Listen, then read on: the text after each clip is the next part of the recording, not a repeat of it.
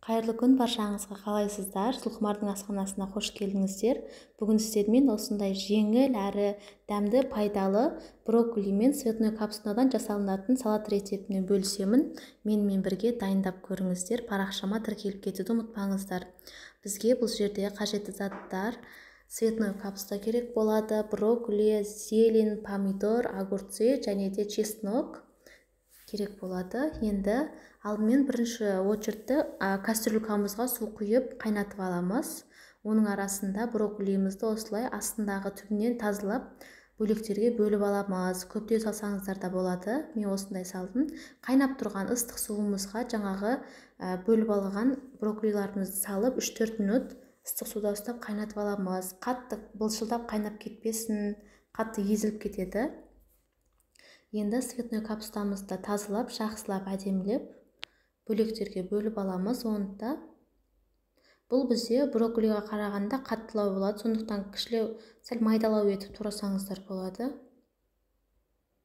Бұны жаңағы брокколи қайнап болғаннан кейін тура сол суға қайнатқызсаңыздар болады, тағы 3-4 минут.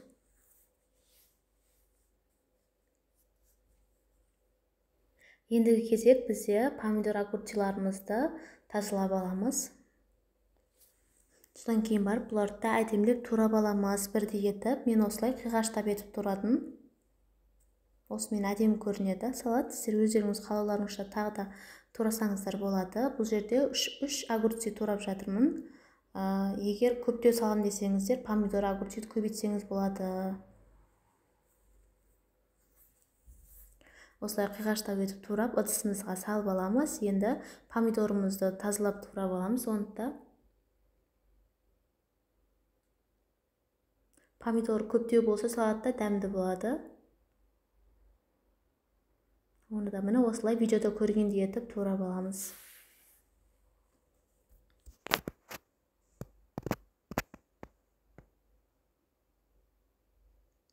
Енді турап болған помидорларымызды ыдысқа салып, жаңағы қайнатып пісіріп алған брокколимізді саламыз. Суына сырғытып алғанымыз үшін.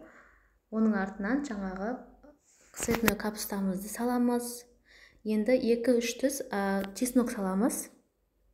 Чеснок барлық салаттардың дәміне дәм беріп күшті болады. Егер ұнатпасаңыздар, салмасаңыздар да болады. Майдалап саламыз, немесе турап салсаңыздар да болады.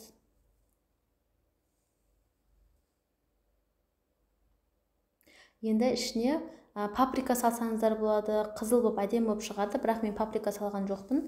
Кориандр салдым бұл жерде. Және де 2 ас қасықтай пісте май құямыз.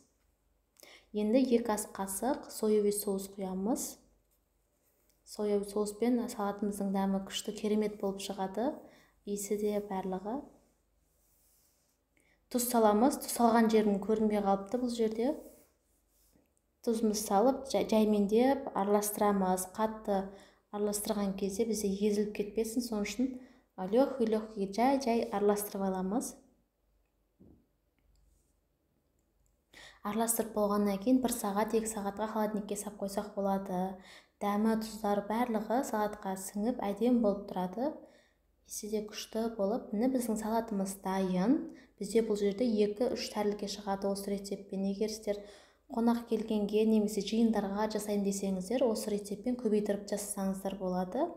Істеп көріңіздер, міндетті түрде өте дәмді әрі тез дайын болатын салат. Брокколи мен жаңағы цветной капустадан дәмі күшті болып шығады. Сіздерге кеңес беремін, парақшама тіркеліп кетіңіздер. Алдағы уақытта көптеген рецептілермен бөлісемін. Парақшамда көрсеңіздер болады, тағы да тәттілердің, тамақтардың, салаттардың рецептілері бар. Сіздермен бірге болған Зұлқымар. Рахмет.